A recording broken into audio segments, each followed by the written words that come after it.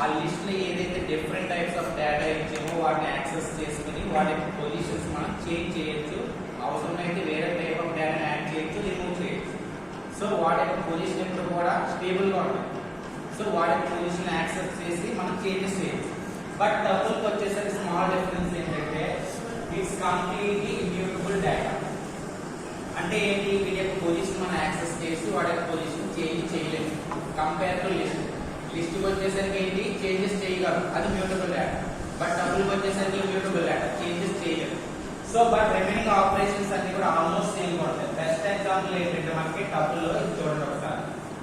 So list కి వచ్చేసరికి మనం స్క్వేర్ బ్రాకెట్స్ తో మనం క్రియేట్ చేస్తాం. బట్ టపుల్ కి వచ్చేసరికి ఏంటంటే రౌండ్ బ్రాకెట్స్ తో మాత్రమే స్టోర్ చేస్తాం. ఇది మనకి క్రియేటెడ్ అవుతుంది.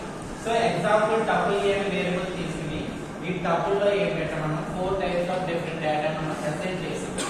ఈ 4 టైప్స్ ఆఫ్ డిఫరెంట్ డేటా ఏంటి, మనం ప్రీవియస్ గా చెప్పుకున్న డేటా టైప్స్ లో ఉన్న different 4 types: list, integer, float, char. Okay, so ఈ వాల్యూస్ మనం ఫైండ్ అవుట్ చేసేటప్పుడు ఏంటి, ఇది ఏ టైప్ ఆఫ్ మెథడ్ అని మనం ఫైండ్ అవుట్ చేయాలంటే ఫస్ట్ మనం తెలియాలి. సో రౌండ్ బేసెస్ ఉన్నాయి కాబట్టి ఇది టపుల్ డేటా అని తెలుసుకోవాలి. బట్ మనం ప్రోగ్రామేటిక్ గా తెలుసుకోవాలనుకుంటే దాన్ని ఎలాగా, which type of method we have to use, type of method అని మెన్షన్ చేస్తాం.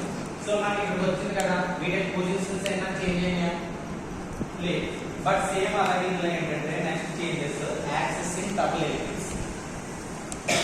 టపుల్ ఎలిమెంట్స్ ఏమనుకున్నాం మనం, ఇది ఒక ఇమ్యూటబుల్ డేటా అనుకున్నాం. అంటే వాడి పొజిషన్ చేంజ్ అవ్వదు. అప్పుడు మనం వాటిని యాక్సెస్ చేసి వాడి పొజిషన్ చేంజ్ చేయగలమా, చేయలేము.